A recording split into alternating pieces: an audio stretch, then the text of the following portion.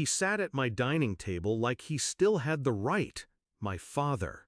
Gray hair, expensive watch, eyes darting between me and the house around us. My stepmother at his side, lips pressed tight. My half-sister scrolling her phone like she already owned the place. Then he said it. "We need the house. Your sister's getting married. It's only fair." Fair. That word was a blade. I leaned back, folded my hands, and smiled. "Not a single inch," I said.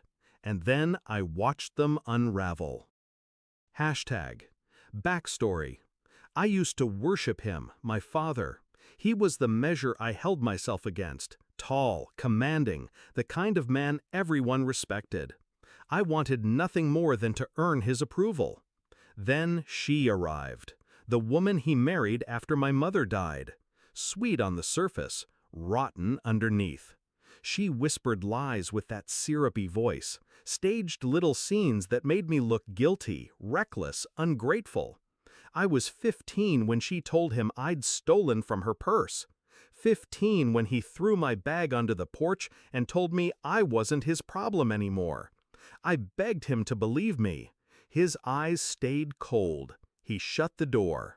That night, standing in the rain with nowhere to go, I understood what I meant to him. Disposable. Hashtag. The discovery. I built my life with silence and steel. Worked jobs nobody wanted. Saved every penny. Studied at night, built contacts, learned how the game was played. Years later, while they lived in comfort off his salary, I bought my first property. Small, but mine. Then another, until this house, the one they now wanted. The irony was rich. The man who abandoned me was now back, asking me to surrender the only thing I earned with blood and grit, for the daughter he chose over me. And that's when I realized he hadn't changed.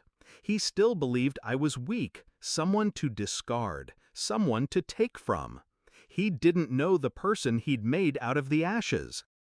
Hashtag. I could have thrown him out right then. But revenge isn't in the shouting. Revenge lives in precision. I dug. My father's retirement fund? Dwindling. The business he relied on? About to fold. My stepmother's spending habits? Ruthless. They weren't coming for my house because they wanted it. They were coming because they needed it. And my sister? She wasn't innocent. She was the one sending me smug little messages about how family should help family. The same family that left me on the street. They all thought I was still that 15-year-old with no power. They had no idea. Execution. First, I secured every document. Title deed locked. Mortgage cleared. The house wasn't just mine, it was untouchable. Then I reached out to the lawyer who handled my father's old estate. Quietly, efficiently. I learned that the stepmother had been siphoning money for years, hiding it in accounts my father couldn't touch. I let him discover that truth on his own. Next, I invited them here, made them feel comfortable, let them walk through the halls, commenting on curtains, flooring, furniture, as if already planning where they'd place things. I served coffee. I listened. I smiled. And when my father finally asked for the house, when he dressed it in the language of family duty, I was ready. Climax. I leaned forward, my voice calm. "Do you remember the night you threw me out?" He flinched. My stepmother's hand froze halfway to her cup. My sister glanced up from her phone. "You told me I wasn't your problem," I continued. "Do you remember why?" Silence. "Because she said I stole from her," I nodded at the stepmother. "And you believed her? No questions, no chance to defend myself. 15 years old, and you left me on the street." My father's jaw tightened. My stepmother tried to speak, but I cut her off with a look. "You want this house?" I said, voice low, steady. "Not a single inch. Not a single brick. Not after what you did." My sister scoffed. You can't be serious. We're family. I smiled at her. No, your family. I was the sacrifice. And now I'm the one who owns everything you thought would always be yours. I slid the folder across the table. The deed, proof of ownership, proof their request was dead before it left his mouth. My father's hands shook as he opened it. His face paled when he realized. This wasn't negotiable.